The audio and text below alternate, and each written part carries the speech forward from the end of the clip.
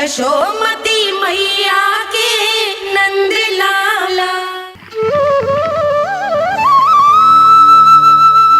परब्रह्म ईश्वर ने पूरी सृष्टि की रचना केवल एक प्रहर में कर दी थी, किंतु जब उन्होंने स्त्री को बनाया तो उन्हीं परमेश्वर को पूरे 7 दिन और 7 रातें लग गईं, क्योंकि उन्हें स्त्री के व्यक्तित्व में मां बनने की अद्भुत क्षमता का निर्माण करना था, जो अपने तन को असहनीय पीड़ा देकर उसमें से एक नए जीव को जन्म देती है, जो अपने रक्त को दूध बनाकर अपनी संतान का पोषण करती है। वो एक मां ही होती है।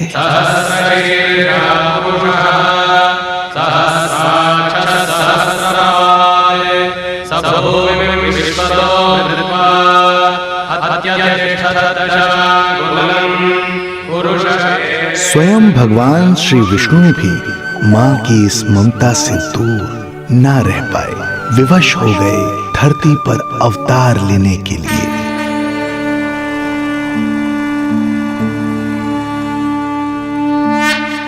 शांताकारं भुजगशयनं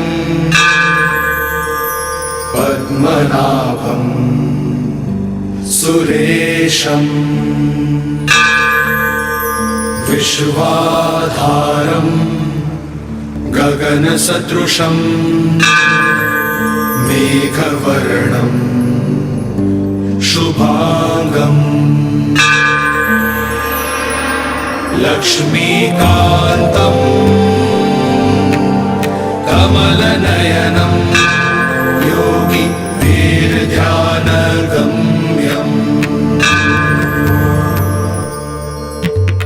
वन्दे विष्णुं भवभयहरं सर्वलोकैकनाथं वन्दे विष्णुं भवभयहरं सर्वलोकैकनाथम्।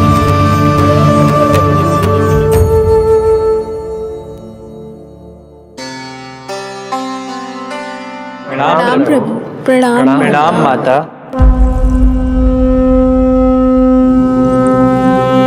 माता, प्रभु, दुष्कंस के अत्याचार दिन पर दिन बढ़ते ही जा रहे हैं।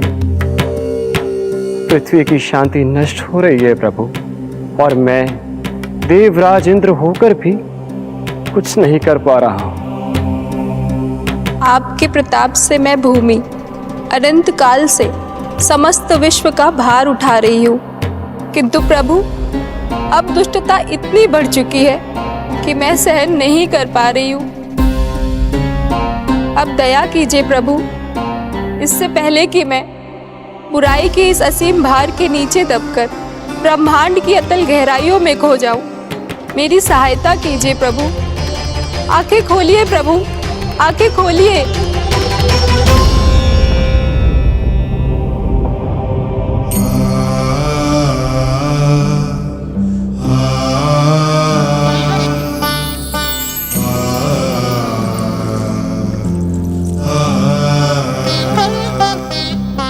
चिंता मत कीजिए, समय की पुकार को अनसुना नहीं करूंगा। मैं आप सबका कष्ट हरूंगा। मैं अवश्य अवतार लूंगा, मैं अवश्य अवतार लूंगा, मैं अवश्य अवतार लूंगा। श्री कृष्ण के रूप में, श्री कृष्ण के रूप में, श्री कृष्ण के रूप में।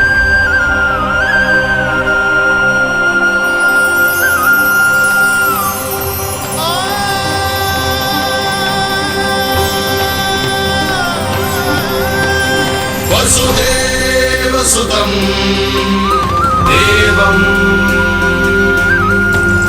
कंसचाणूरमर्दनम्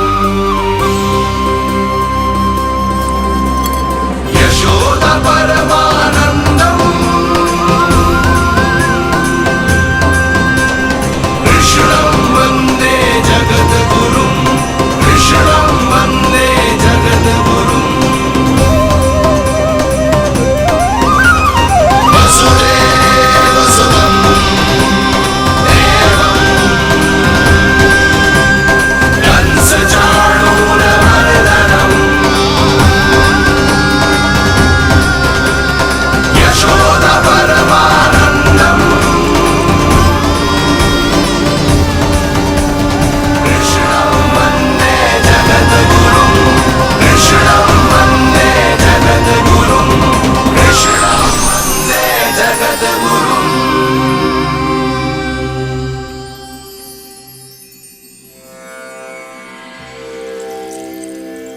कंस का वध करूंगा।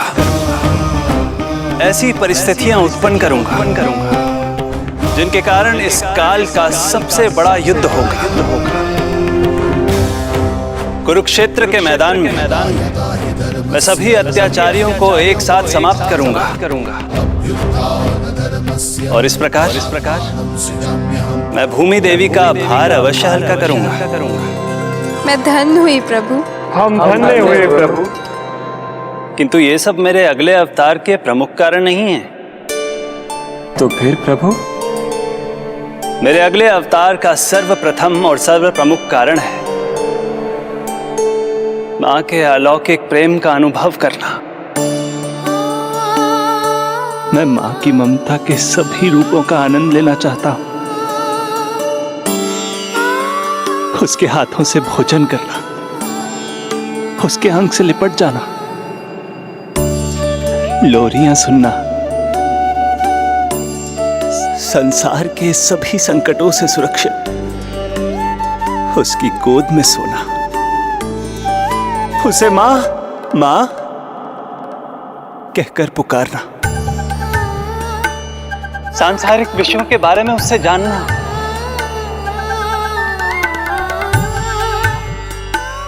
और फिर कोई शैतानी कर उसके आगे आगे भागना, उससे डांट खाना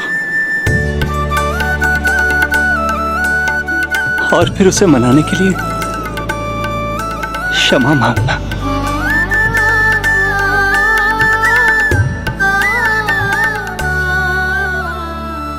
कितना आनंद आएगा जब वो मुझे दंड देने के लिए मेरे पीछे पीछे दौड़ेगी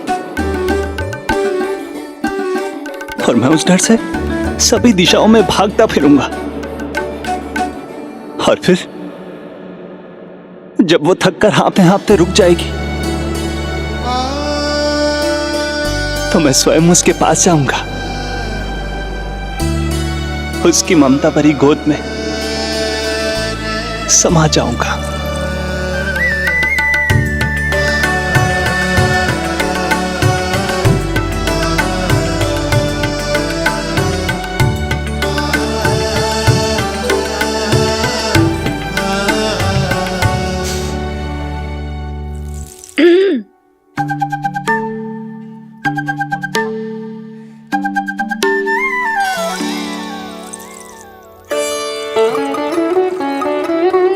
प्रभु, एक प्रश्न है। माँ और संतान के अद्भुत रिश्ते के इस आनंद को आप किसके साथ अनुभव करना चाहते हैं?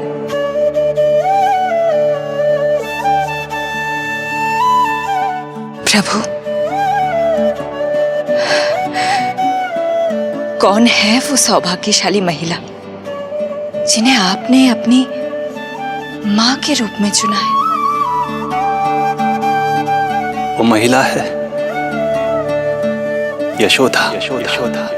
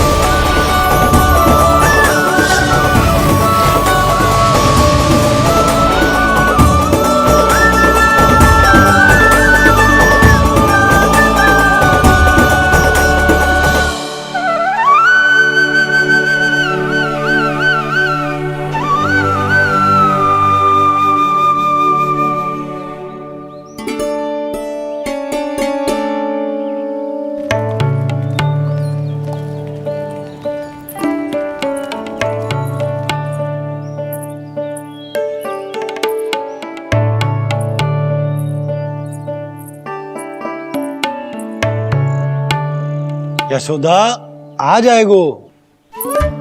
आपके जैसा बड़ा ना है कि रास्ता ढूंढते हुए अपने आप घर लौट आएगो। बस 6 महीने का बालक है, अबोध है। हे नारायण, क्षमा करना, अपने पति देव से ऊंचे स्वर में बात कर ली मैंने।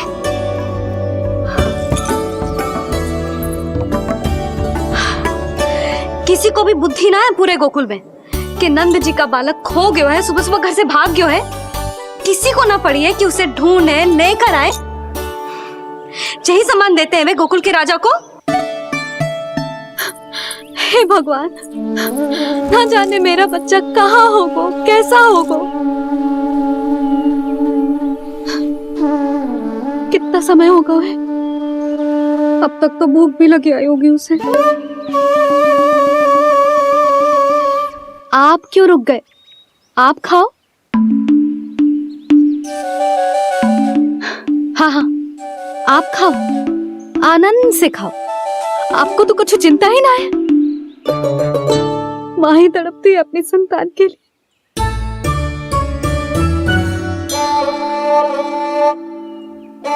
अब क्या खाली पेट काम पे जानो है? क्या कहेंगे सब कि यशोदा अपने पति को भूखा रखे? ना ना, आप खाओ, खाओ ना।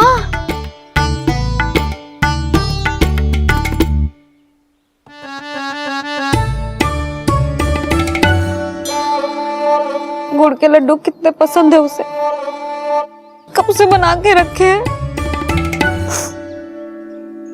यशोदा, तुम स्वयं क्यों नहीं जाकर ढूंढती उसे? लड्डू भी खिला दियो और घर वापस भी ले आएंगे। जाओ, शीघ्र जाओ।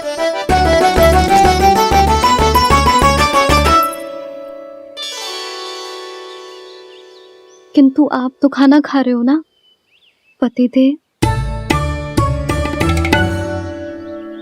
वही तो, मैं खाना खा रहा हूं, परंतु वो भूखा है।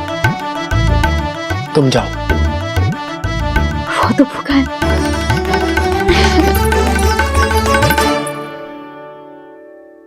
ये बनेगी श्री हरि के अगले अवतार की माँ।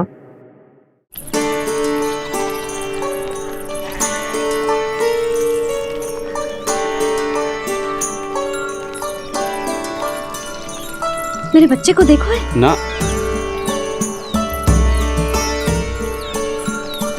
काकी, मेरे बच्चे को देखो है। नहीं नहीं,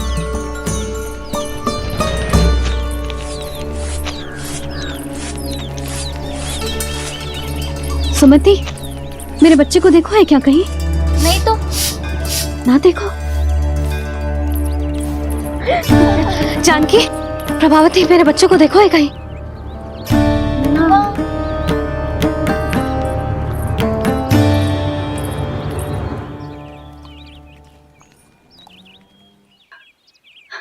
कहाँ है तू? देख तेरी मैया कितनी चिंतित हो रही है, और तू है कि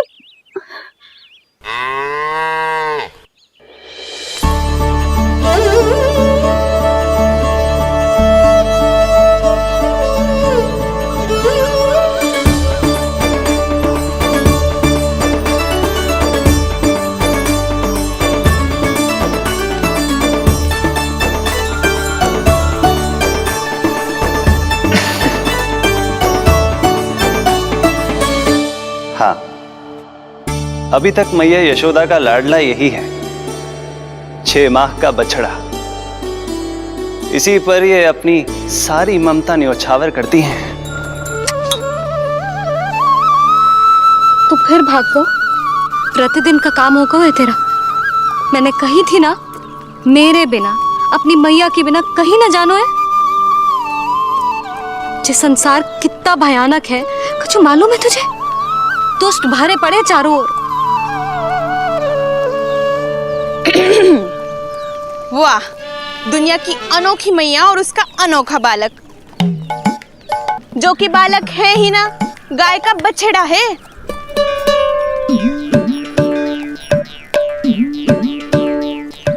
सुलक्षणा, तुम्हारी जे दशा कौन ने की?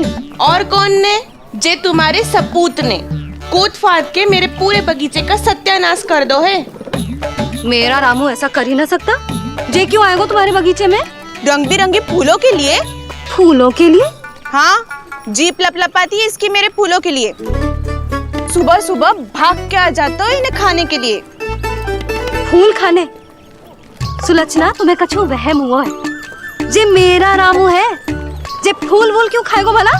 अच्छा, तो फिर आप ही इसका मुंह खोलो और स्वयं देख लियो। हाँ तो ठीक है, असत्य के पैर ना होते जो अभी सिद्ध हो जाए वो। रामू मुंह खोल के दिखा। मैया की कहीं मानते हैं ना, मुंह खोल। रामू सुलक्षणा चाची को दिखा दे कि तूने उनके फूल ना खाए। चल मुंह खोल, मुंह खोल।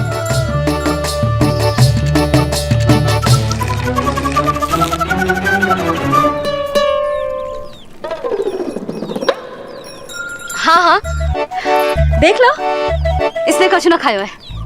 हाँ हम चल रहे हैं। अरे पर मुझे भी तो देख लेने दो। सुलक्षणा, मैं नंद देव की पत्नी हूँ, तुम्हें क्या लगता है मैं असत्य बोलूंगी? ना ना जशोदा जी, लेकिन आप तो सिद्ध करने वाली थी ना। हो तो गए हो सिद्ध। चल रामू, देर हो रही। अरे अरे वैसे रामू जी बहुत बुरी बात है, नंद जी का बालक चोरी कर दो। छी, जो अपनी वस्तु ना है उसे छूते भी ना है, समझ आई? जे करूंगी सुलक्षणा के यहाँ भरी टोकरी बेसन के लड्डू भिजवा दूंगी, प्रसन्न हो जाएगी। ये तो बड़ी चतुर है प्रभु। हाँ प्रभु, और जीवट भी है इनमें। बस यही देखा आप सबने? क्या आपने एक मां की चिंता नहीं देखी? प्रत्येक मूल्य पर अपनी संतान की रक्षा करने का स्वभाव नहीं देखा? या फिर असत्य भाषण करने पर अपनी भूल सुधारने की व्यग्रता नहीं देखी? कोई बात नहीं, मैं बताता हूं यशोदा क्या है। यशोदा पवित्रता की प्रतिमूर्ति है, विश्वास का आधार सुरक्षा की भावना है, ममता का मूर्त रूप है वो, वात्सल्य की गंगा है, भावनाओं का बहता हुआ निर्झर है। यशोदा अपने आप में परिपूर्ण है। यशोदा मां है। प्रभु, मां यशोदा निश्चित ही अद्भुत है। जिनके यहाँ आप पुत्र बनकर जाना चाहते हैं, उन्हें तो असाधारण होना ही है। किंतु प्रभु, आपके दिए हुए वचन के अनुसार आपको देवी देवकी का पुत्र बनकर जाना है, तो फिर आप एक ही जन्म में दोनों माताओं के पुत्र कैसे बन सकते हैं? आपका प्रश्न उचित है इंद्रदेव। पूर्व काल में प्रजापति सुतप्पा और उनकी पत्नी प्रश्नी ने मेरी घोर तपस्या की थी। उनके आग्रह करने पर मैंने उन्हें वरदान दिया था कि जब वो देवकी और वसुदेव के रूप में पृथ्वी पर आएंगे, तब मैं उनका अष्टम पुत्र कृष्ण बनकर जन्म लूंगा। पर मैया यशोदा के वात्सल्य प्रेम ने मुझे दुविधा में डाल दिया, क्योंकि वो भी तो पिछले जन्म से ही है ना। पिछले जन्म से?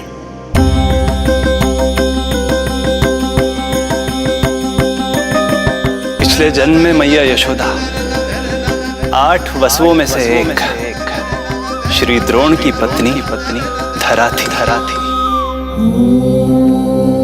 नमो नारायणाय।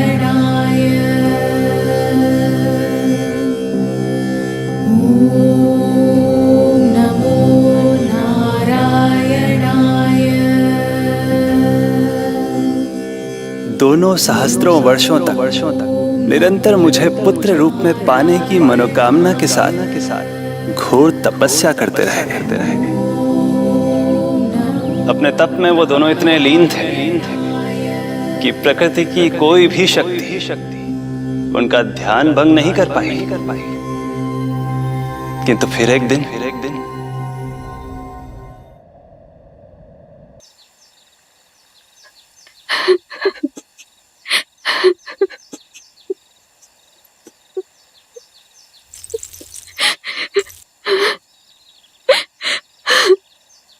हमारी भक्ति में ऐसी क्या कमी रह गई प्रभु कि अभी तक आपके दर्शन का सौभाग्य नहीं मिला। अब तो सैकड़ों वर्ष बीत गए हैं आपका सुमिरन करते हुए।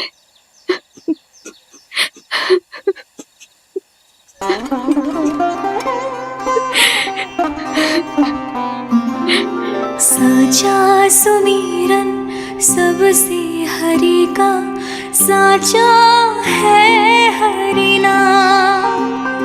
साचा सुमिरन सबसे हरि का, साचा है हरि नाम। जिनकी कृपा से बन जाते हैं सबके बिगड़े काम, सबके बिगड़े काम। साचा सुमिरन सबसे हरि का, साचा है हरि नाम। आतुर है आंचल का उपवन, सुनने को पैजनियां छुन छुन। मधुर मधुर तुतलाती बोली, खेले संग संग आँख में चोली। मेरे मुख पे भी दे दो प्रभु ममता भरी मुस्कान। साचा सुमिरन सबसे हरि का, साचा है हरि नाम। भक्त बिना भगवान है जैसे, माता बिन संतान के वैसे। हरि बिन मेरा जीवन सूना, भगवान लाज मेरी रख लो ना। भगवान लाज मेरी रख लो ना।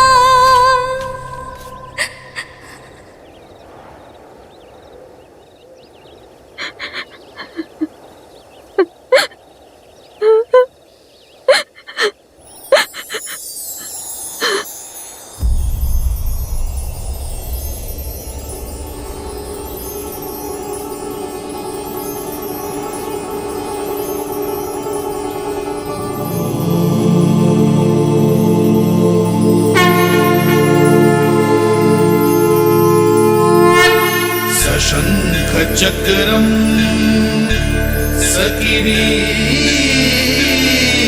कुंडलम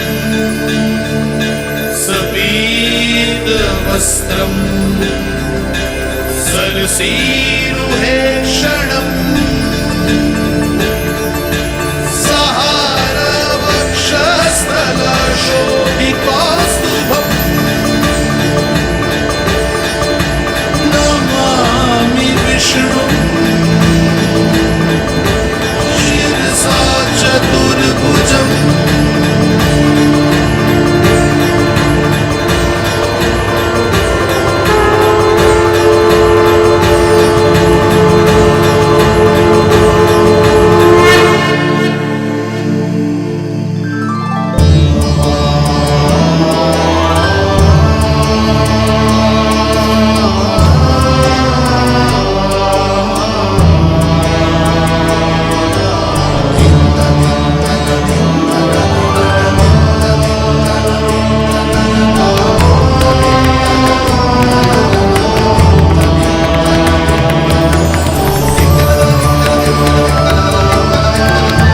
कहिए कहिए, क्या वरदान पाना चाहते हैं आप? प्रभु, हम आपकी सेवा करना चाहते हैं, परंतु भक्त की भांति नहीं, अभी तो माता पिता के समान। आपका एक पुत्र के रूप में पालन पोषण करें। आप हमें माँ पिता के भांति प्रेम दें और हम आप पर अपनी ममता न्योछावर कर सकें। बस इतनी ही इच्छा है प्रभु। आपकी इच्छा पूर्ण होगी। मैं आपकी संतान के रूप में अवश्य आऊंगा, किंतु उसके लिए आपको मेरे अगले अवतार के बाद एक और अवतार की प्रतीक्षा करनी होगी, क्योंकि अगले जन्म के लिए मैं पहले ही ये वरदान माता देवकी को दे चुका हूँ। प्रभु, किसी भी जन्म में आपको अपने पुत्र के रूप में पाना मेरा सौभाग्य होगा, किंतु मेरी ममता मेरे वश में नहीं है। प्रभु,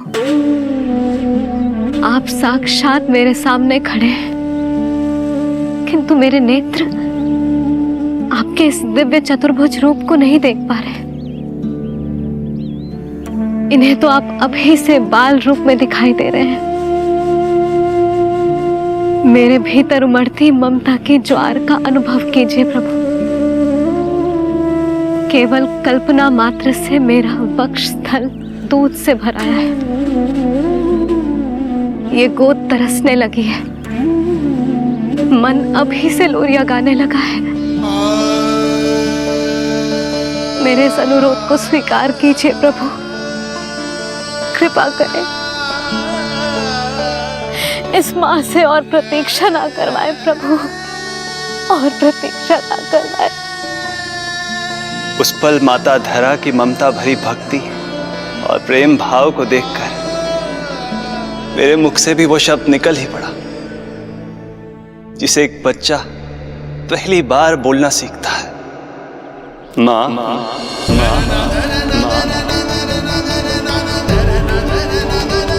अब ये प्रतीक्षा केवल आपकी ही नहीं, मेरी भी होगी, मेरी भी होगी। मैं भी तरसूंगा आपका पुत्र बनने के लिए,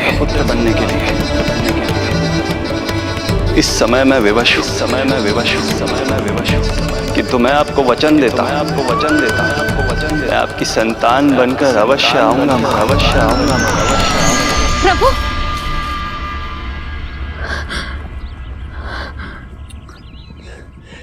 धरा, भगवान ने हमारी पुकार सुन ली। वरदान तो सभी भक्तों को मिलता है, परंतु हमें तो हरि का वचन मिला है। वो आएंगे, अवश्य आएंगे। अब हमें केवल उस शुभ दिन की प्रतीक्षा करनी है। अब और प्रतीक्षा नहीं होगी मुझसे।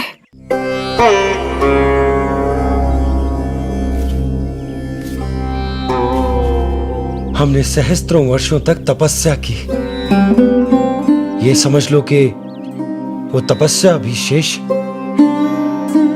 नहीं। श्री हरि को अपने सामने देखकर मेरी व्याकुलता का बांध टूट गया है। 2 जन्म बहुत बड़ा समय होता है स्वामी। अपने पुत्र के रूप में हरि को गोद में खिलाने के लिए अब मैं और 2 जन्मों तक प्रतीक्षा नहीं कर सकती।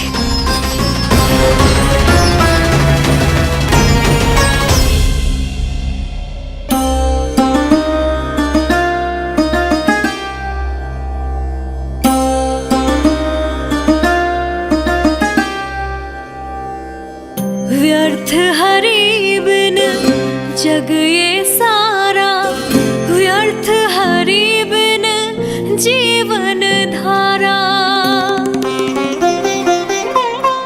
पूजन वंदन व्यर्थ हरि बिन, व्यर्थ धरार जीवन धारा। वरुण देव विनती सुन लीजिए, तन मेरा निर्जल कर दीजिए। हरि के बिन सारा जल तन का सागर सा हो गया है खारा। प्रभु, माता धरा की तपस्या का तेज अत्याधिक है। प्रकृति के पंचतत्व, 5 महाभूत इनकी पुकार सुनने के लिए विवश है।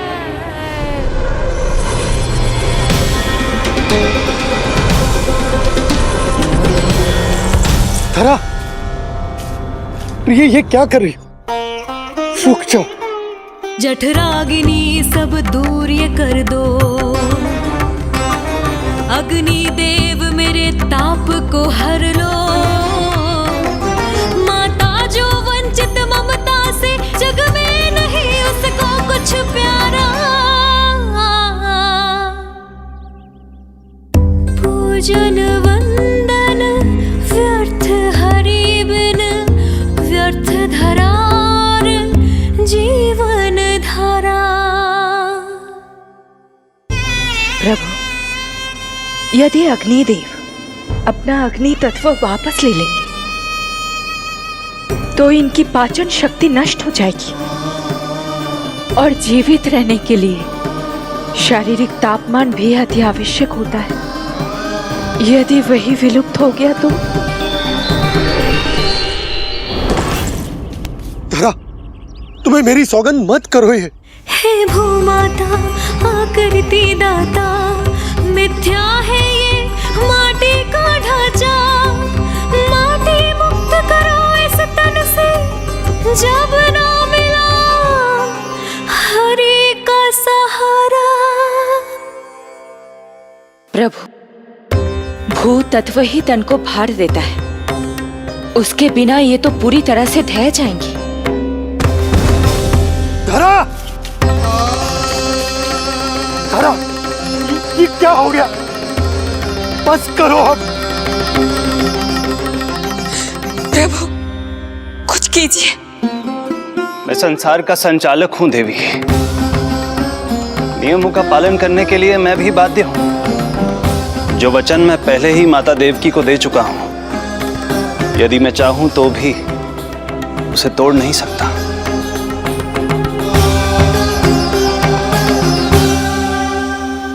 सुख लो आयु सब इस तन की, आस है जमुना शेष है मन की। वायु देव कृपा करो अब ये, रोक दो इन श्वासों की धारा।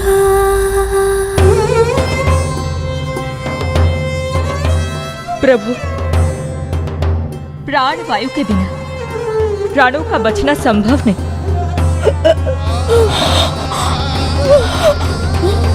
धरा,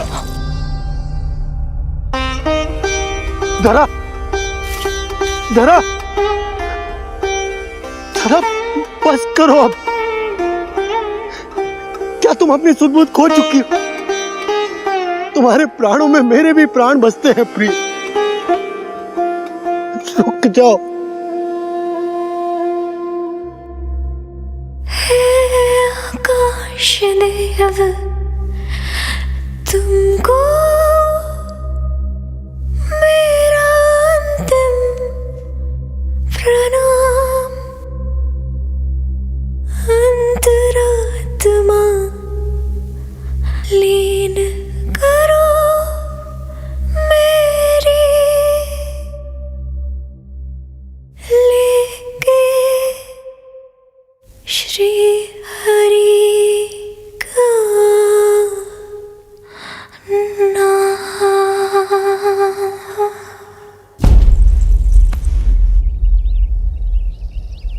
धरा, धरा, धरा, ये क्या कर लिया तुमने? धरा, कोई है, कोई है, सहायता कीजिए। धरा, जल, धरा, तुम चिंता मत करना, मैं यही हूं। मैं 2 क्षण में जल लेकर आता हूं।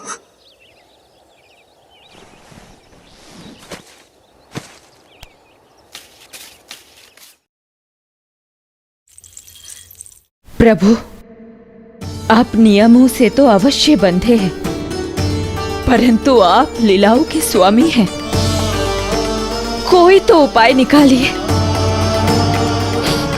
आपने इन्हें मां कहकर पुकारा है। मां की प्राण रक्षा पुत्र नहीं करेगा तो और कौन करेगा?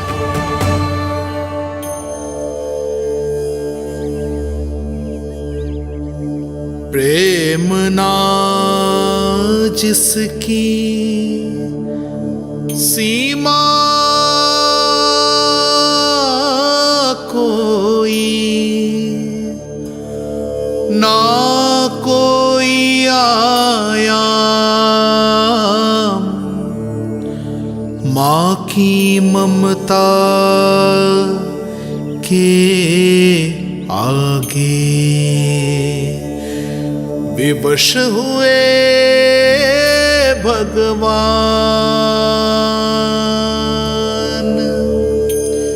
विवश हुए भगवान।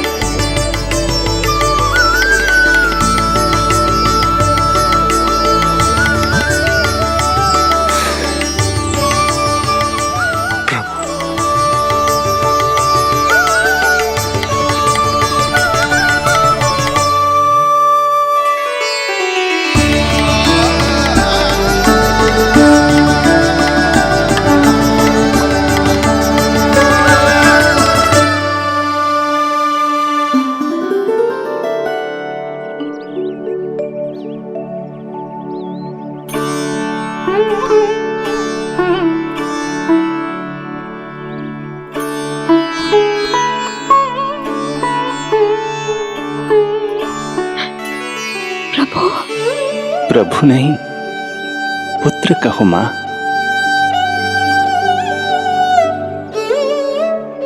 पुत्र, मेरा पुत्र, मेरा पुत्र।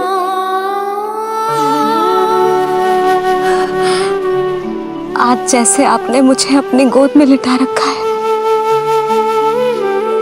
क्या कुछ ऐसा नहीं हो सकता कि शीघ्र ही मुझे आपको अपनी गोद में खिलाने का अवसर मिल जाए? आज तो मैं केवल मूर्छित हुई हूं, किंतु शीघ्र ही यदि मुझे आप पुत्र रूप में ना मिले तो मेरे प्राण चले जाएंगे। ऐसा ना कहो मां।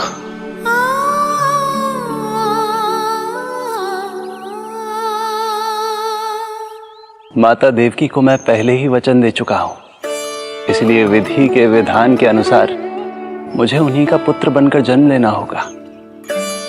किंतु आपकी आतुरता का अनुभव करने के बाद अब मैं भी आपका स्नेह पाने से स्वयं को और वंचित नहीं रख सकता।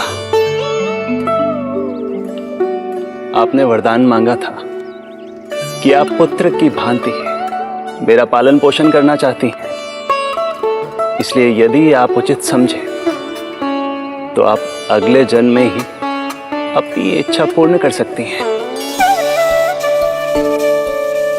जिस आयु में संतान को अपनी मां की ममता के आंचल की आवश्यकता सबसे अधिक होती है,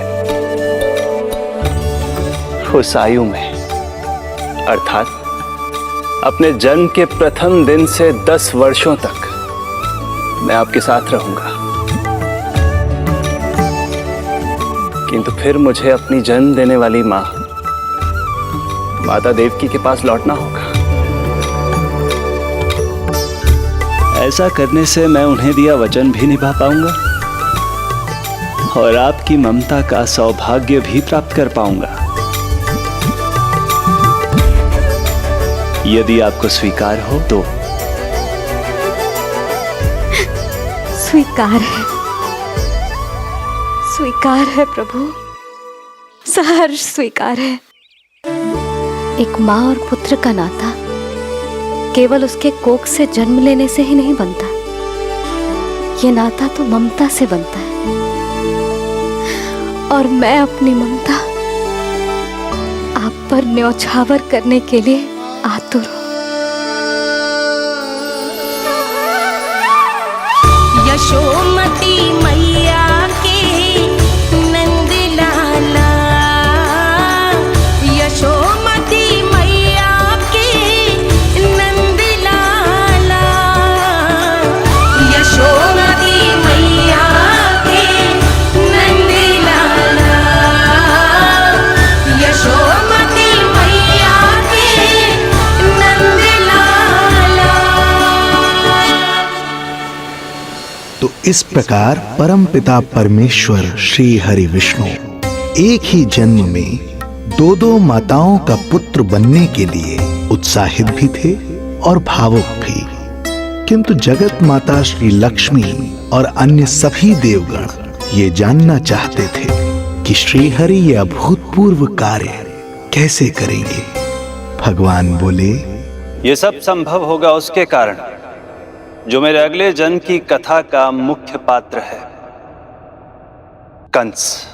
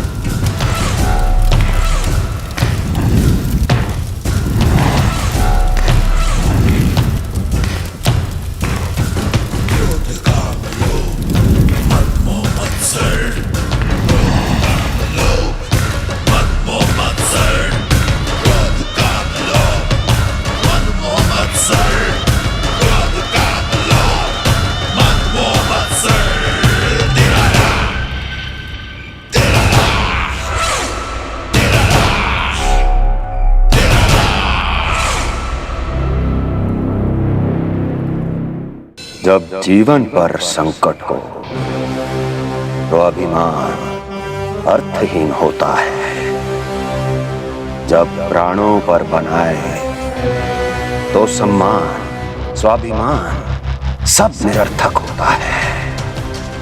इन व्यर्थ के मूल्यों को बीच में मत आने दो। और दया उसे तो बिल्कुल नहीं।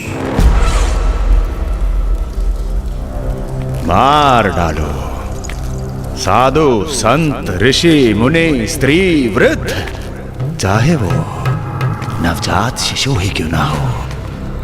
किंतु हाँ, यदि शत्रु भारी पड़ने लगे, पराजय सामने दिखाई देने लगे, तो उसी क्षण शत्रु के पैर पकड़ लो और अपने प्राणों की भिक्षा मांग लो।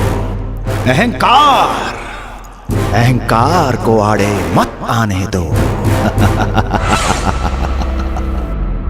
अग्निः शेषम ऋणः शेषम शत्रुः शेषम तथैव च पुनः पुनः प्रवर्धेत तस्मात् शेषम न कार्येत।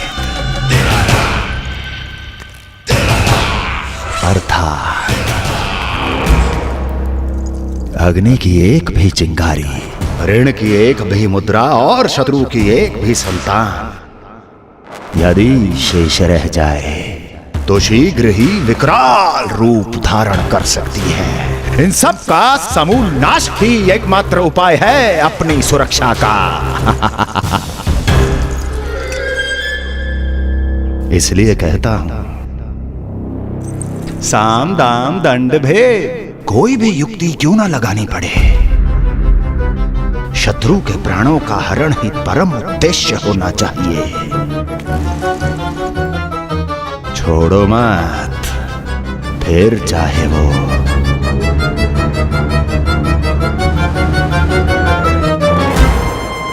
विष्णु ही क्यों ना हो।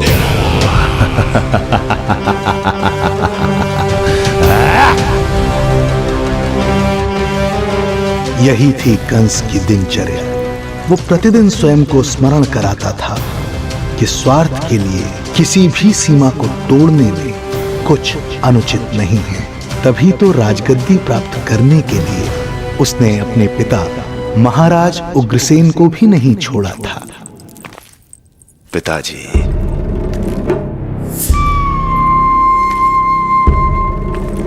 हो सके तो मुझे क्षमा कर दीजिएगा। कल्पना भी नहीं की थी कि मैं आपके साथ ऐसा व्यवहार करूंगा। आपको प्रतीत हो रहा होगा कि मैं क्रूर हूं, स्वार्थ में अंधा हो गया हूं,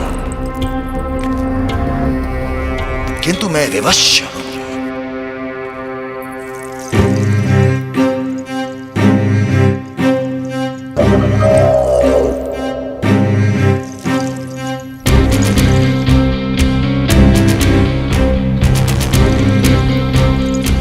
आज से सत्ता का ये भार अब मुझे उठाना पड़ेगा पिताजी, क्योंकि आप तो अत्यंत दयावान हैं। अपनी आवश्यकता से अधिक प्रेम आपको अपनी प्रजा से है, किंतु मैं ऐसा नहीं। मैं अपने शत्रुओं का काल हूं, तभी तो मेरे प्रति दुर्भावना रखने वाले मेरे सम्मुख आने से पहले थर थर कांपते हैं। इसलिए मथुरा का राज सिंहासन मेरे साथ अधिक सुरक्षित रहेगा, क्योंकि मैं आपसे अधिक उपयुक्त हूं पिताजी। मेरा विश्वास कीजिए। हृदय पर गोवर्धन पर्वत रखकर मुझे यह निर्णय लेना पड़ रहा है पिताजी।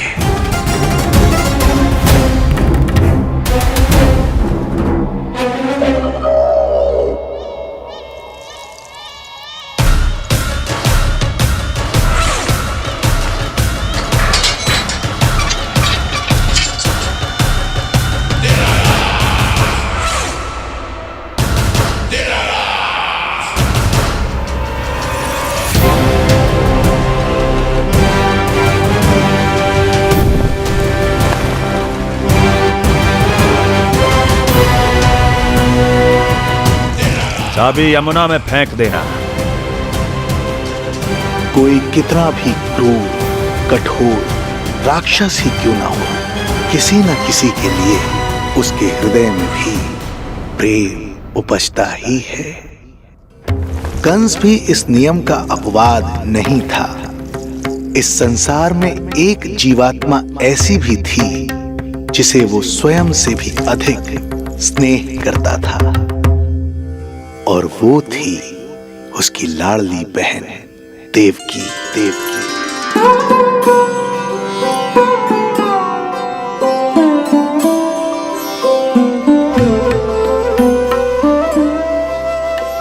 देवकी के लिए कंस एक राजा नहीं, मात्र भाई था, जो अपनी बहन की छोटी सी मुस्कुराहट के लिए आकाश पाताल एक कर सकता था। अत्यंत धूमधाम से उसने अपनी देवकी का विवाह यादवराज वसुदेव के साथ संपन्न करवाया। रुको।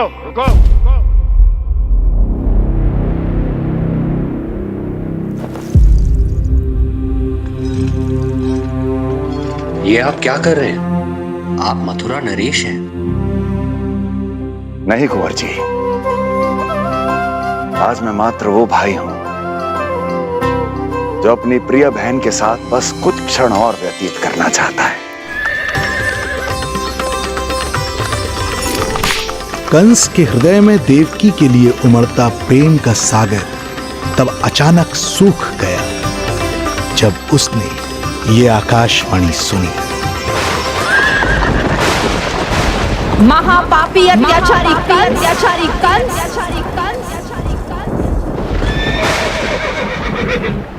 जिस देवकी को तू इतने प्रेम से ससुराल ले जा रहा है, वही तेरे अंत में सहायक होगी। तेरा काल तेरी प्रिय बहन के गर्भ से उसकी 8वीं संतान बनकर जन्म लेगा और तेरा विनाश करेगा, विनाश करेगा, विनाश करेगा।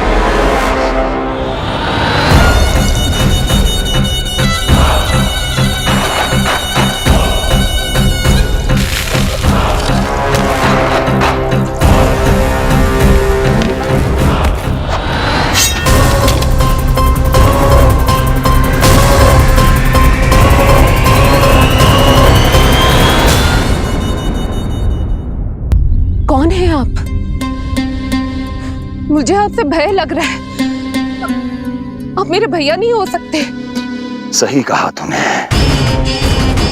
जो मेरे विनाश को जन्म दे उस कुल घातिनी से मेरा कोई संबंध नहीं। महाराज, रक्त के संबंध क्रोध की अग्नि में मत झुलसाइए। जिस बहन को आपने बचपन से आज तक इतना प्रेम दिया, क्या वो आपके विरुद्ध किसी षड्यंत्र में सहायक हो सकती है? भला हमारी संतान आपका विनाश क्यों करेगी? अपनी नवविवाहित बहन पर कृपा कीजिए महाराज। अपने पुरुषार्थ से आपने कितने असुरों को युद्ध में पराजित किया है। आज वो सब दरबारी बनकर आपकी सेवा करते हैं। हे महापराक्रमी कंस, यदि वो मायावी असुर आपको हानि नहीं पहुंचा पाए तो ये आपकी बहन आपका क्या बिगाड़ सकती है? दया कीजिए महाराज, दया कीजिए। आप बीच में मत पड़िए कुंवर जी। सुना नहीं क्या? इसकी 8वीं संतान मेरा वध करेगी। जब मां ही नहीं बचेगी तो 8वीं संतान के जन्म का तो प्रश्न ही नहीं उठता। यदि ऐसा है तो आप मुझे मार दीजिए। जब मैं ही जीवित नहीं रहूंगा तो देवकी की संतान होने की संभावना ही समाप्त हो जाएगी। अपने बहनोई की हत्या का पाप मैं नहीं कर सकता। और बहन की हत्या का पाप कर सकते हैं? जिसे जीवन भर प्रेम दिया है उसके प्राण लेने का अधिकार है मुझे। प्रिय भैया, यदि आपको इस विषय में इतना संदेह है तो आप हमारी 8वीं संतान के प्राण ले लीजिएगा। बल्कि 8वीं संतान ही क्यों, उसका जन्म होने तक हमारी सभी संतानों का वध आप स्वयं अपने हाथों से कर लीजिए। स्वामी! हे मथुराधिपति, मेरी पत्नी को प्राण दान दे दीजिए। मैं महाराज शूरसेन का पुत्र वसुदेव आपको वचन देता हूं, अपनी 8 संतानों को जन्म लेते ही स्वयं आपके सामने प्रस्तुत करूंगा। अपनी 8 संतानों को जन्म लेते ही स्वयं आपके सामने प्रस्तुत करूंगा।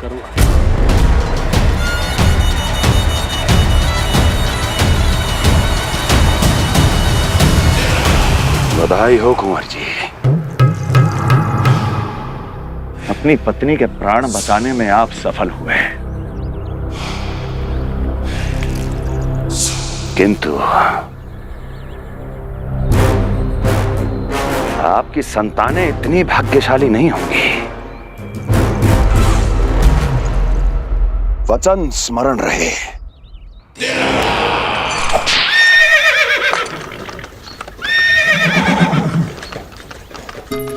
इस तरह रक्त की प्यासी कंस की तलवार की छाया में देवकी और वसुदेव का वैवाहिक जीवन प्रारंभ हुआ।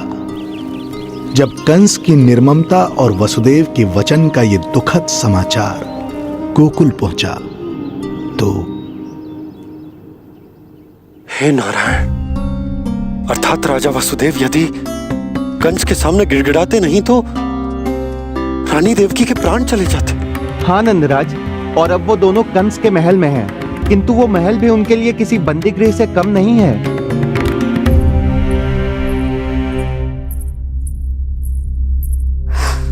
एक भाई अपनी बहन के साथ ऐसा करने की सोच भी कैसे सकता है? मेरा बस चले तो इस दुष्ट कंस को मटके में डाल के इसे घोट के रख दूं, जैसे मलाई घोट के माखन निकाला जाता है।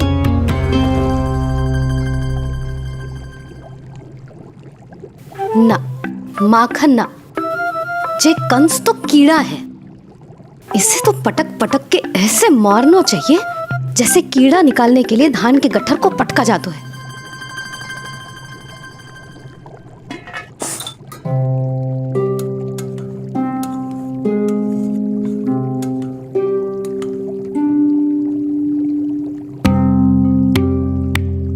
किंतु जब रोहिणी जिज्जी को पता चलेगा तो वो तो अपने आप को ही दोष देंगे, क्योंकि बालक ना होने के कारण उन्होंने ही वसुदेव जी को राजकुमारी देवकी के साथ दूसरा विवाह करने पर विवश किया था। हे ईश्वर,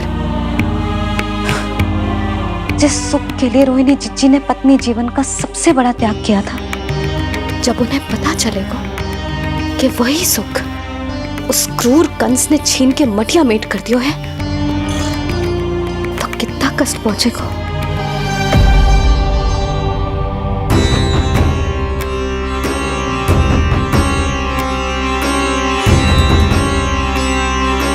रोहिणी जीजी,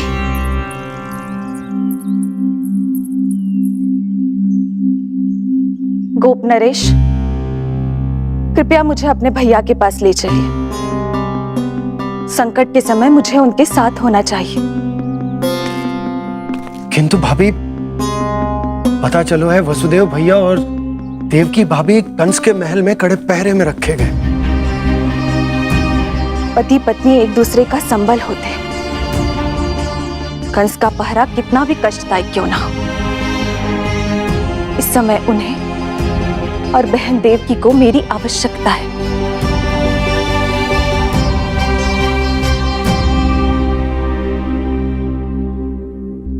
ये मेरी विवशता है कि यादव कुलदीपक होकर भी आपको इस महल में बंदियों की तरह रहना पड़ रहा है, और मैं कुछ कर भी नहीं पा रही। काश आपने मुझसे विवाह ही ना किया होता। तो क्या मैं अपने भाग्य से भाग पाता देवकी? पूर्व जन्म के कर्मों के फलस्वरूप जो हमारी नियति में लिखा है वो तो हमें भोगना ही है। श्री हरि क्या करते हैं, कब और क्यों करते हैं, ये दुख हमारे जीवन में किस उद्देश्य से आए हैं, इन रहस्यों का पता लगा पाना हम मानवों के लिए संभव नहीं है देवकी।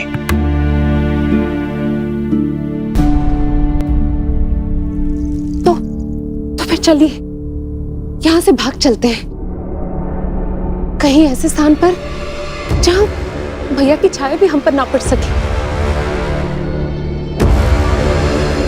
नहीं प्रिय, कंस के गुप्तचरों की दृष्टि हम पर अवश्य होगी, और मैं ऐसा कोई कार्य नहीं कर सकता जिससे तुम्हारे जीवन पर कोई संकट आए।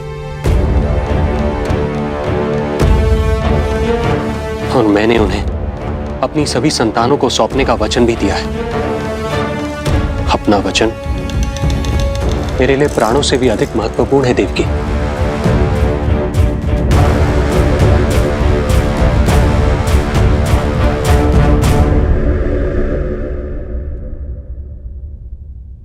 राजन, राजकुमारी, गोकुल से रानी रोहिणी और गोपराज नंद पधारे हैं।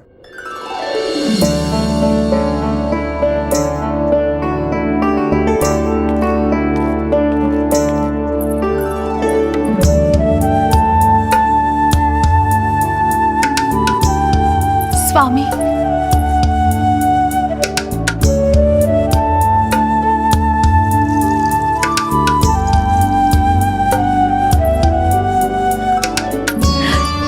बहन, दीदी,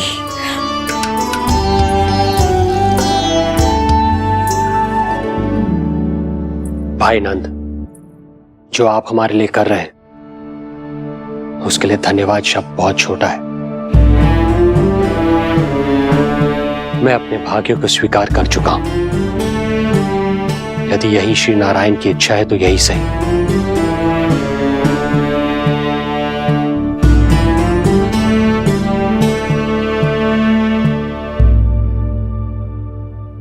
भाई नंद, इस समय मथुरा का वातावरण अनुकूल नहीं है, आपको जाना चाहिए। यशोदा भाभी भी चिंतित हो रही होंगी, उनसे कहिएगा हम यहां सुरक्षित हैं अभी तक।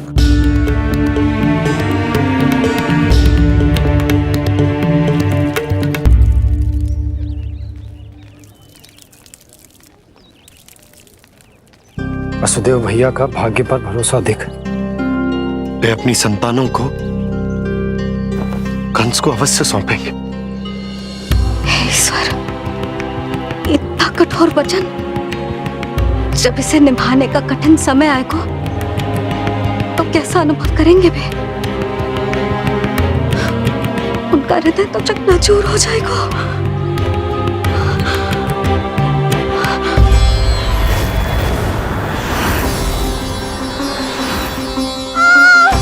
सब्र से सब ठीक हो जाएगा। देवकी, मैं महाराज शूरसेन का पुत्र वसुदेव आपको वचन देता हूं, अपनी 8 संतानों को जन्म देते ही स्वयं आपके सामने प्रस्तुत करूंगा।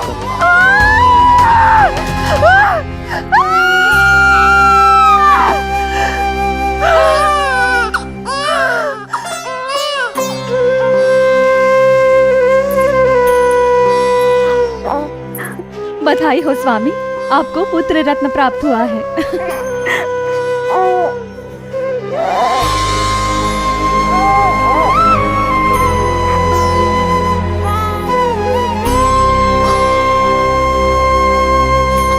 महाराज को पता चला तो क्या होगा?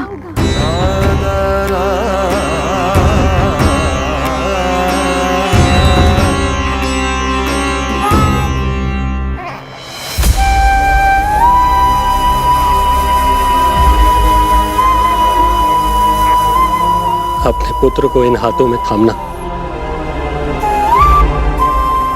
कितने वर्षों से इस पल की प्रतीक्षा कर रहा था मैं, और आज जब यह पल आया है, मेरी आंखों में दुख के आंसू हैं। एक पिता जब प्रथम बार अपनी संतान को गोद में उठाता है तो सबसे पहले यह सोचता है कि उसे क्या नाम दूं, उसका सुनहरा भविष्य कैसे सुनिश्चित करे। किंतु मैं वो भाग्यहीन पिता हूं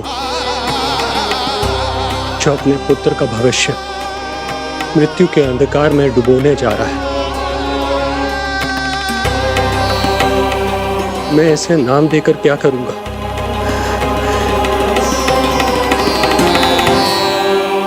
क्या आपके वचन का महत्व आपके पुत्र के प्राणों से अधिक है स्वामी?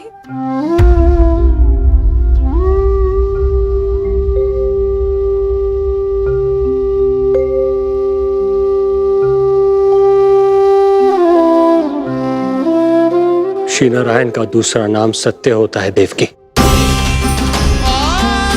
तुम ही कहो, मैं श्री नारायण से विमुख कैसे हो जाऊं? मुझे अपना वचन निभाना ही होगा। हृदय के टुकड़े टुकड़े क्यों ना हो जाए, मुझे इसे कंस तक ले जाना ही होगा।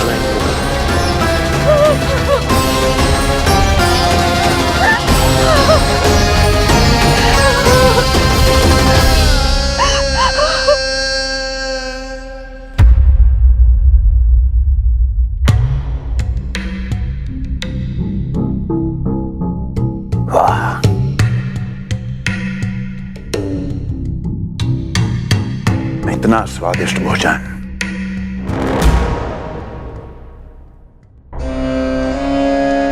किसी विशेष इच्छा की पूर्ति के लिए मुझे सम्मोहित तो नहीं करना चाहती? मुझे पति के रूप में प्राप्त कर तो चुकी हो, अब प्राप्त करने को क्या क्या बचा है प्राप्ति? मैं प्राप्ति नहीं, अस्थि हूँ स्वामी। प्राप्ति तो छुई मुई बनकर वहां खड़ी है। आप सदैव अपने विषय में ही सोचते हैं, कभी मेरे ओर भी निहारा कीजिए, तभी तो मेरा नाम सही से स्मरण होगा आपको। मैं अपने विषय में ही सोचता हूं, तभी तो दसों दिशाओं में मेरे नाम का डंका बजता है, मेरे साम्राज्य का विस्तार होता है, तभी तो मेरा अस्तित्व है। अस्थि स्मरण रहे, तुम हो क्योंकि मैं हूं।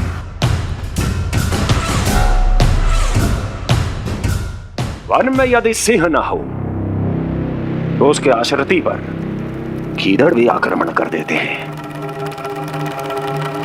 सिंह कभी अपने शत्रु को एक क्षण भी जीवित नहीं छोड़ता महाराज। आपने तो छोड़ दिया देवकी को।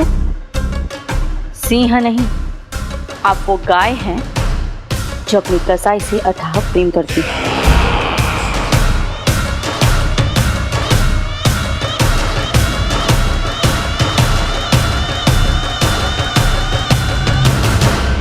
सभी संतानों को जन्म लेते ही मेरे पास लेकर आएगा,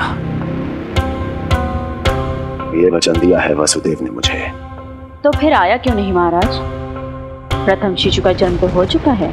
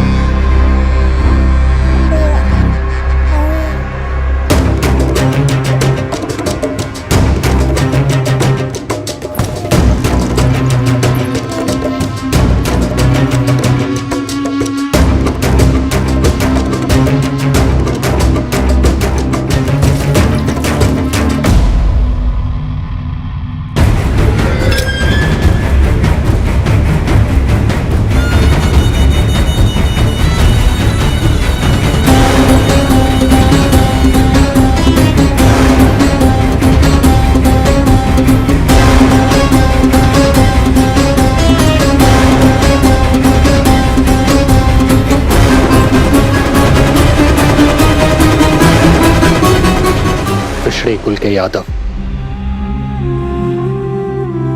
अपना वचन मिथ्या नहीं होने देते महाराज।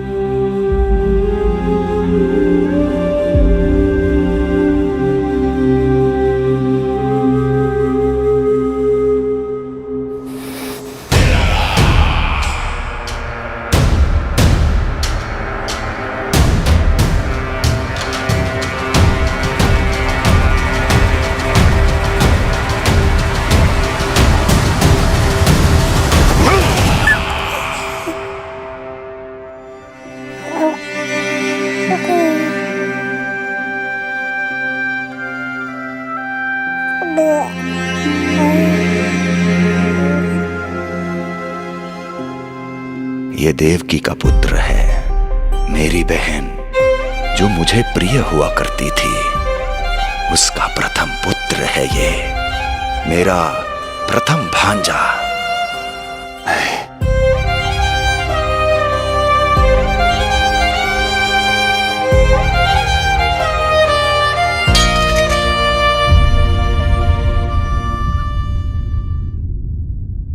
इसे वापस ले जाइए कुंवर जी।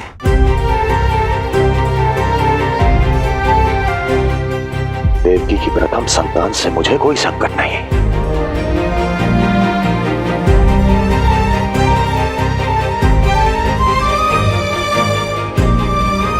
और आपको क्या लगता है कुंवर जी कि मैं कोई राक्षस हूं क्या?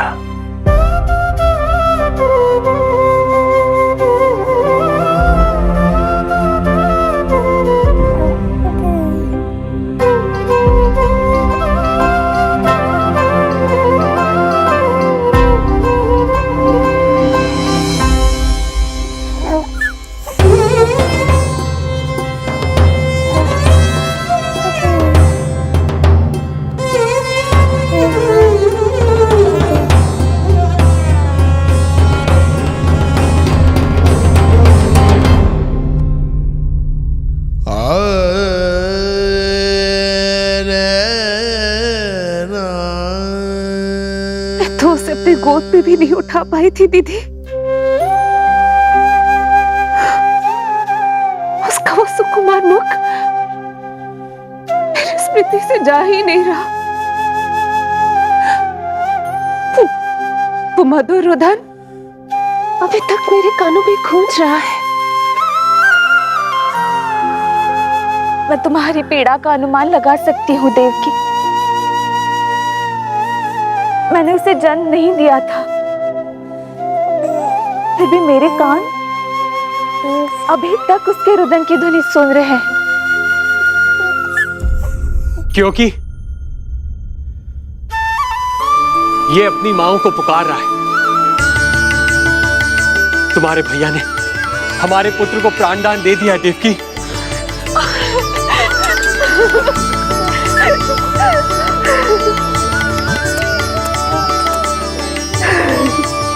स्वामी, अब अपने पुत्र का नामकरण कीजिए। इसे ऐसा नाम दीजिए कि इसका भविष्य यश और कीर्ति से परिपूर्ण हो। कीर्तिमान। कीर्तिमान होगा इसका नाम।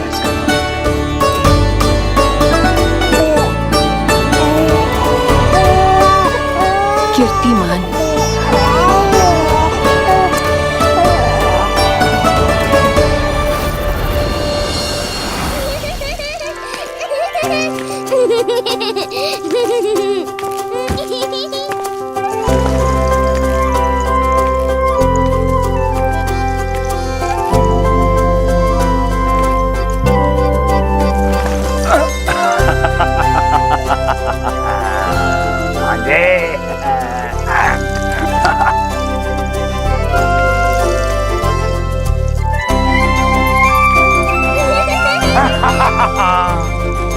भांजे भांजे, मामा से बचना असंभव है। मामा जी, आपकी भुजाओं में कितना बल है, मुझे पीड़ा हो रही है। मेरा दूसरा हाथ पकड़ लीजिए। तुझे पीड़ा हो रही है? ये ले।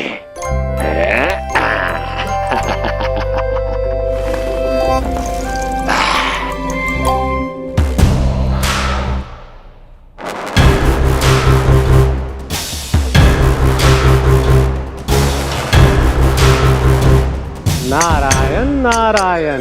मामा जी मूर्ख बन गए, मामा जी मूर्ख बन गए, मामा जी मूर्ख बन गए। इतना दुस्साहस! जा खेल। अब मामा जो है देवर्षि के साथ मंत्रणा करेंगे। जा खेल। क्योंकि अत्यंत महत्वपूर्ण ना हो तो देवर्षि हमारे द्वार पर आने का कष्ट नहीं उठाएंगे। कहिए देवर्षि, कैसे आना हुआ? मैं तो बस आपको ये अद्भुत कमल पुष्प भेंट करने आया था महाराज। इसे देखते ही मुझे आपका स्मरण हुआ था। मानो ये मुझे पुकार कर कह रहा हो, मुझे महाराज कंस के पास ले चलिए। इसमें तो कुछ भी विशेष नहीं है देवर्षि। इसमें 8 पंखुड़ियां हैं महाराज, और 8वीं पंखुड़ी सबसे विशेष है। यदि विश्वास न हो तो आप स्वयं गिनकर देख लीजिए। आप मेरा उपहास कर रहे हैं देवर्षि। आप गिनिए तो सही महाराज। 1 2 3 4 5 6 7 8। क्या आप निश्चित रूप से कह सकते हैं कि यही 8वीं पंखुड़ी है? विचार कीजिए महाराज। क्या आप बिना किसी शंका के कह सकते हैं कि कौन सी पंखुड़ी पहली है और कौन सी 8वीं? क्या आप पूर्ण विश्वास के साथ कह सकते हैं कि कौन प्रथम है और कौन अंतिम? फिर चाहे वो पंखुड़ी हो या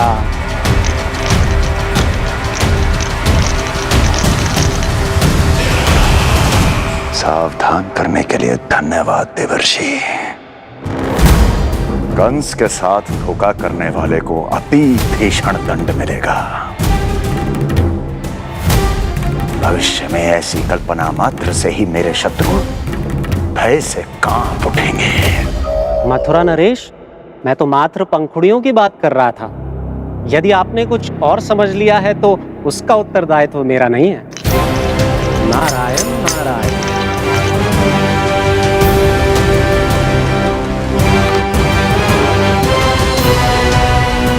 विचार कीजिए महाराज, क्या आप बिना किसी शंका के कह सकते हैं कि कौन सी पंखुड़ी पहली है और कौन सी आठवीं? क्या आप पूर्ण विश्वास के साथ कह सकते हैं कि कौन प्रथम है और कौन अंतिम? फिर चाहे वो पंखुड़ी हो या... मामा जी मूर्ख बन गए, मामा जी मूर्ख बन गए, मामा जी मूर्ख बन गए, मामा जी मूर्ख बन गए।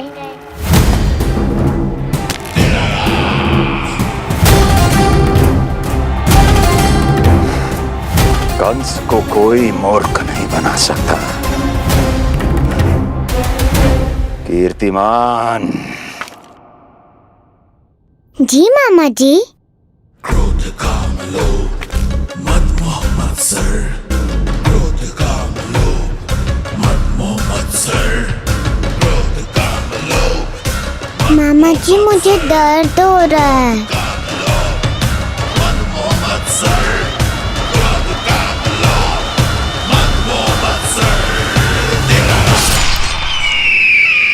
स्वामी, ये कीर्तिमान के लिए कैसा लग रहा है?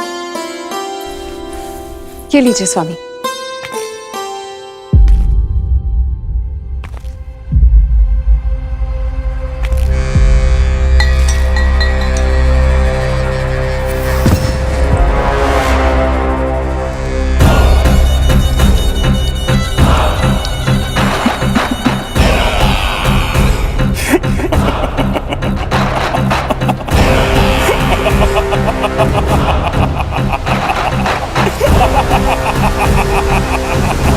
नेत्रों के सामने अपनी संतान की हत्या होते हुए देखना कितना पीड़ादायक रहा होगा ये दृश्य। किंतु प्रभु, यदि देवर्षि नारद कंस के हृदय में संदेह का बीज न बोते तो कंस ऐसा कभी नहीं करता।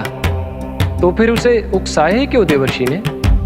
आप भूल गए देवराज, समस्त संसार में जो भी होता है मेरी इच्छा अनुसार ही होता है। यही प्रश्न नारद ने भी मुझसे पूछा था।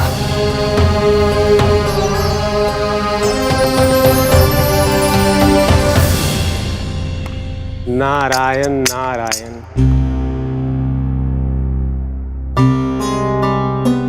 छोटे से बालक की इतनी निर्मम हत्या और माध्यम बना मैं।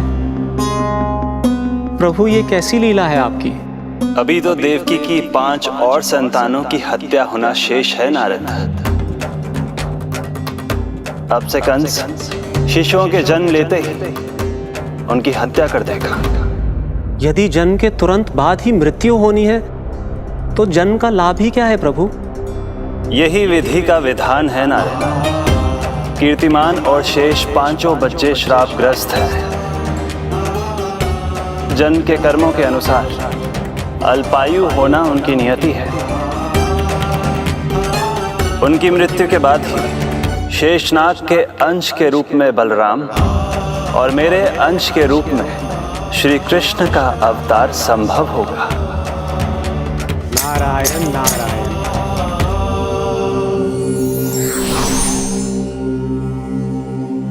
देवकी के पुत्र एक के बाद एक जन्म लेते रहे और उनकी हत्या कर कंस अपने पापों की संख्या में वृद्धि करता रहा। नहीं! मत मारो! मेरा पुत्र! मेरा पुत्र!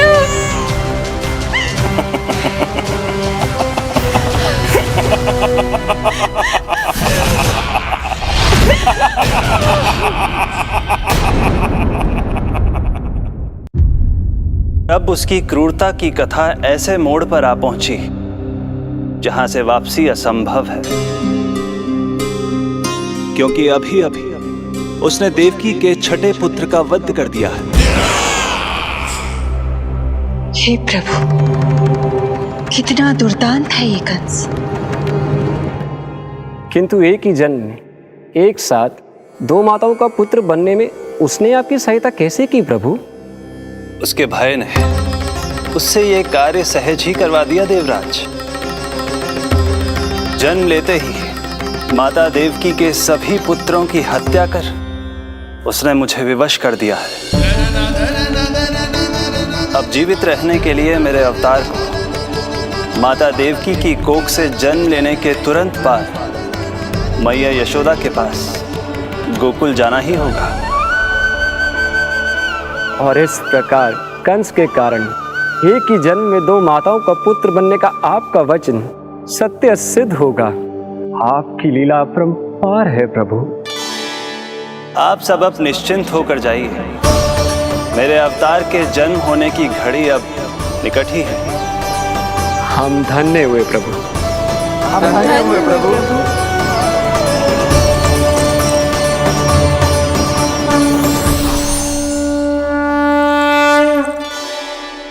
मुझे तो अभी से मैया यशोदा के साथ आपको खेलते हुए देखने की उत्सुकता हो रही है। उनकी प्रवृत्ति कितनी निराली है। क्रोध ना करो तो क्या करूं? देखिए इसकी सतानी, फिर चला गया सुलक्षणा के बगीचे में फूल खाने। और आपको तो पता है ना सुलक्षणा का, इतनी सी त्रुटि हो जाए पूरे गांव में बखान करने में कोई कमी ना रखती। और यह कि अरे जब ग्वालिनों को पता चलेगा तो क्या कहेंगी?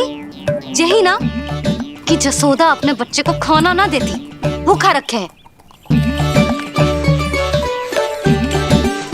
सुनो जी, मैं तो कहती हूँ अब ब्याह करा देते इसका। अब वो ही ध्यान रखेगी इसका। केवल पत्नी सुधार सकती है तुझे।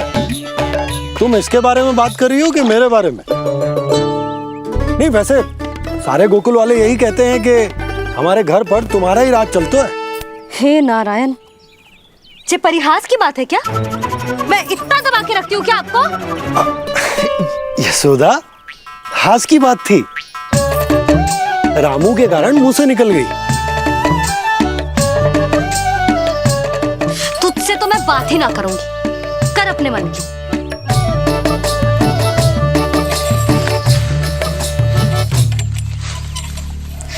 पता है तुझे कितना क्रोध आता है जब तू ऐसे बिना बताए घर से चला जाता है।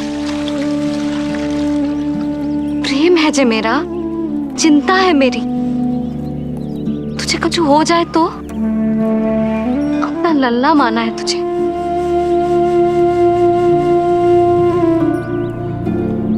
मेरे भाग्य में तो आमन्ना लिखो ही ना है।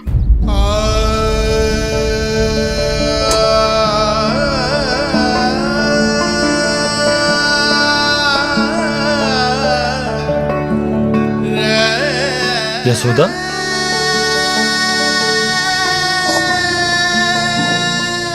आपको पता है जब मैं छोटी थी इसके जैसी चंचल थी। गांव वाले कहते थे एक बार बड़ी हो जाएगी अपने आप ठहराव आ जाएगा। ना आयो। फिर बड़े बूढ़े कहने लगे चिंता की कछु बात ना है, एक बार शादी हो जाएगी सब ठीक हो जाएगा। ना हुआ।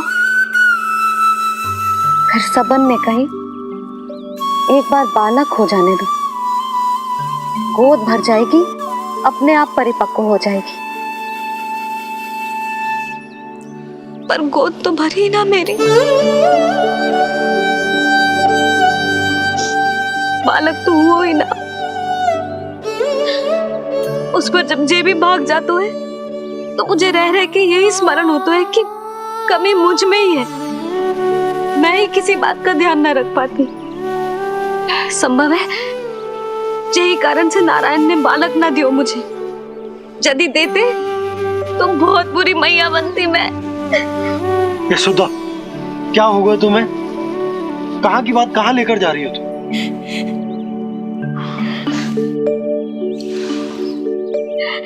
बालक अवश्य होगा हमें, और बहुत अच्छी मैया बनोगी तुम। बस नारायण सही समय की प्रतीक्षा कर रहे हैं। मेरी तो न सुन रहे बे। आप ही कह दियो उनसे, अब और प्रतीक्षा ना होगी मुझसे।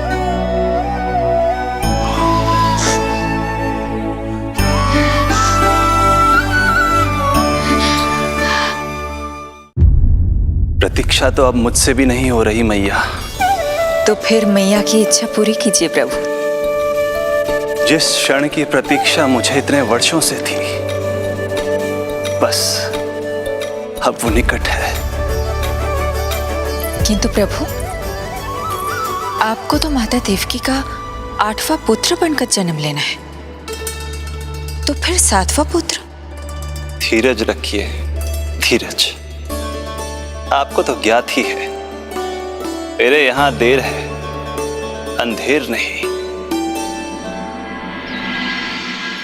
मैं यहाँ तुम दोनों पर आश्रित हूँ यशोदा। भोजन, सुरक्षा, परिवार का अपनापन सब कुछ दिया है तुमने मुझे, किंतु मेरा दुख मुझे एक क्षण भी चैन लेने नहीं देता। मेरे स्वामी और बहन देवकी कितने ही वर्षों से कंस की काल कोठरी में बंदी है। दिन रात नियति के शाप को सहन करने के अतिरिक्त और कोई उपाय नहीं है उनके पास। ऐसे में मैं सुख की सांस कैसे लूं? कीर्तिमान की हत्या के बाद मेरी सुरक्षा के लिए मेरे स्वामी ने मुझे यहाँ भिजवा दिया चुपचाप, किंतु मेरा हृदय तो वही छूट गया यशोदा। इससे तो अच्छा होता कि मैं भी उसी कारागार में होती, मेरे स्वामी और बहन देवकी का दुख तो साझा कर पाती। अपनी 6 संतानों को कंस के हाथों मृत्यु के गोद में जाते देखा है उन्होंने। अब तो मुझे उस क्षण की कल्पना से भी डर लगने लगा है, जब देवकी अपने 7वें पुत्र को अपने गर्भ में धारण करेगी। भय से भविष्य नहीं टलता, होनी होकर ही रहती है। समय बीता और देवकी के गर्भ में 7वें पुत्र का आगमन हुआ। क्या इसका भी भविष्य वही होगा जिसके भाइयों का हुआ था? इस बंदी गृह की दीवारें, प्रत्येक ईंट, प्रत्येक पत्थर, यहां तक कि यहां की वायु भी उस कंस की बंदी है। अब तक तो उसे सूचना भी मिल चुकी होगी। वो निर्दयी, क्रूर प्रतीक्षा कर रहा होगा कि कब तुम्हें प्रसव हो और कब उसकी तलवार हमारे नन्हे शिशु, हमारी 7वीं संतान का रक्त पिए।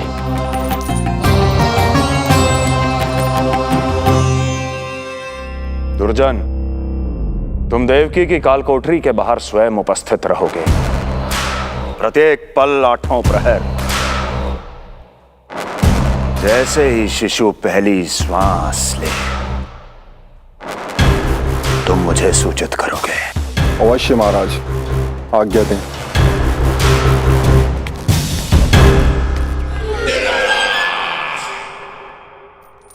कुछ कीजिए स्वामी, कुछ कीजिए। मैं नहीं चाहती कि ये अपनी प्रथम श्वास इस बंदी गृह में ले। देवकी, विवशता से मेरा कलेजा भी फटा जा रहा है, किंतु इस काल कोठरी में बंद मैं कर ही क्या सकता हूं? किंतु इस सृष्टि के पालनहार, जगत की नियंता श्री हरि तो कर सकते हैं, तो फिर क्यों नहीं करते वो कुछ ऐसा कि कम से कम मेरी इस संतान का अंत उतना दुखद ना हो जैसा अन्य संतानों का हुआ था। क्यों नहीं करते वो कुछ? अरे क्यों नहीं करते? बताइए ना स्वामी, क्यों नहीं करते वो? क्यों नहीं करते? जो देवी भविष्य में मेरी मां बनने वाली है, उनकी करुणा भरी पुकार को मैं व्यर्थ कैसे जाने दे सकता हूँ। कंस के राक्षस तत्व के अंत के लिए ऐसी माया की आवश्यकता है जो मेरी लीलाओं को क्रियान्वित भी कर दे और उसे भनक भी ना पड़े। ऐसी क्षमता और माया किसके पास है प्रभु?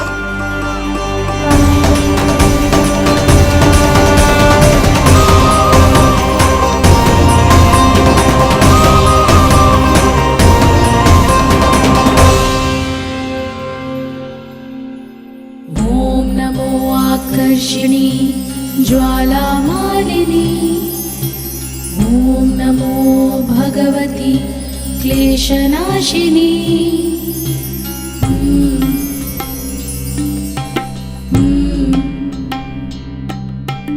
ओम नमो योगमाये सर्वमोहिनी। ओम नमो योगमाये आज्ञा दीजिए प्रभु।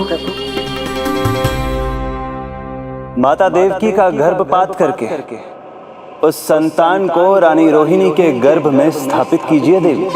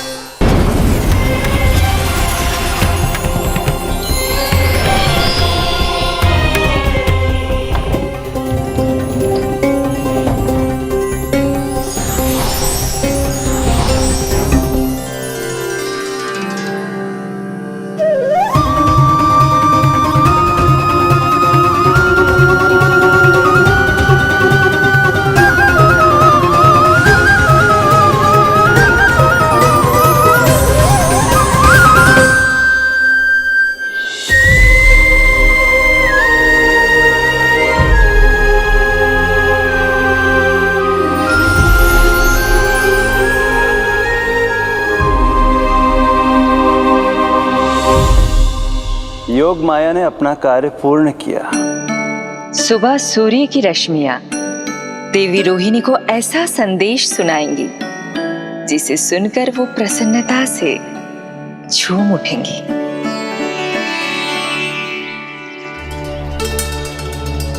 यादव कुल के नए राजकुमार के आगमन पर बहुत बहुत शुभकामनाएं रानी।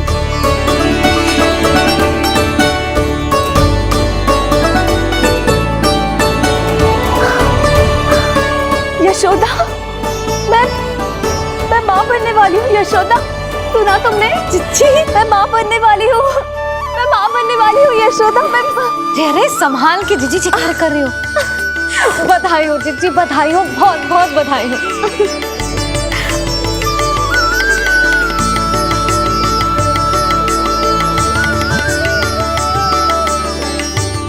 विधि का विधान भी विचित्र होता है। रोहिणी, जिनका ये पुत्र नहीं है, वो प्रसन्न है, किंतु देवकी, जिनका ये पुत्र है, वो व्याकुल है।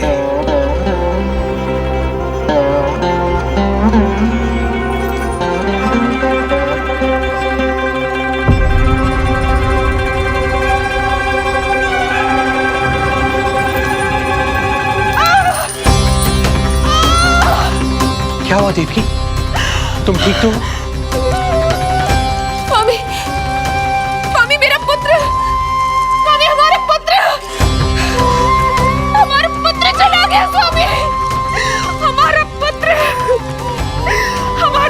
चला गया। धीरज धरो देवकी, संभव है यही श्री हरि की इच्छा हो। किंतु मैंने उनसे ये तो नहीं मांगा था ना स्वामी। मैंने कहा था हमारा पुत्र यहाँ श्वास न ले। इसका ये अर्थ नहीं था। क्यों किया नारायण ने ऐसा? क्यों किया?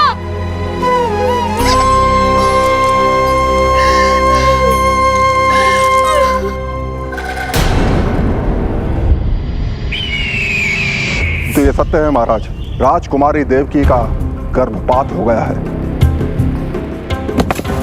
बच गया वो शिशु। किंतु यदि मेरे हाथों उसकी मृत्यु होती तो अधिक कष्ट होता उसे। सुख में समय पंख लगाकर उड़ता है। शीघ्र ही रोहिणी के प्रसव का दिन आ पहुंचा और उसने एक स्वस्थ और सुंदर बालक को जन्म दिया।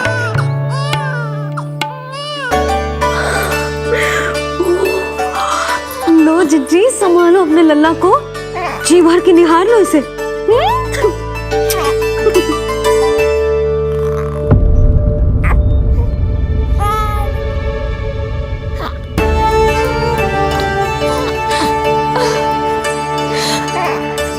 मेरा पुत्र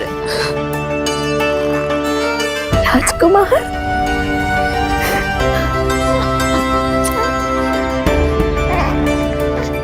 अच्छा जीजी, मैं तनिक इनको भी सूचना देकर आती हूँ। वसुदेव भैया तक भी तुझे शुभ समाचार पहुंचानो है। राजकुमार कौन है? हाँ, गोकुल का राजकुमार है। हाँ, गोकुल का राजकुमार है, मेरा बच्चा। बल तो इतना है कि पूछो ही मत आप। एक बार उंगली पकड़ लेना तो उसके बाद छुड़ाना अत्यंत कठिन हो जाता है। और दृष्टि ऐसी कि एक बार में मन मोह ले। भगवान श्री राम की भांति सबको प्रसन्न रखतो है। बस तो फिर उसका नाम बल राम रखना। तो फिर उसका नाम बल राम रखना। देवकी, बधाई हो, तुम छोटी मां बन गई। भैया, आप दोनों कछु चिंता ना करियो। बलराम का लालन पालन मेरा उत्तरदायित्व है। उसे कछु कमी ना होने दूंगा मैं।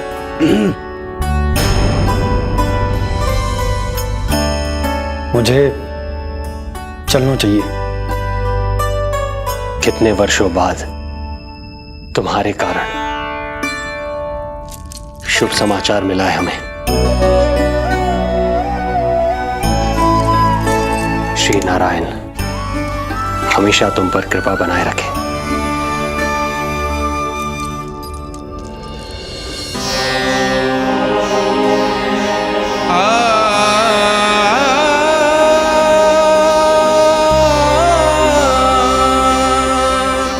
आपको बहुत बहुत बधाई हो स्वामी।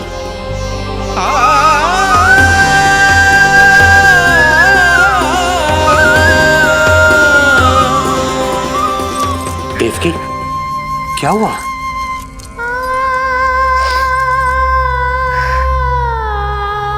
कुछ नहीं। रोहिणी दीदी ने हमको वो सुख दे दिया जो मैं कभी ना दे सकी। उन्होंने आपको संतान दे दी, किंतु मैं देवकी,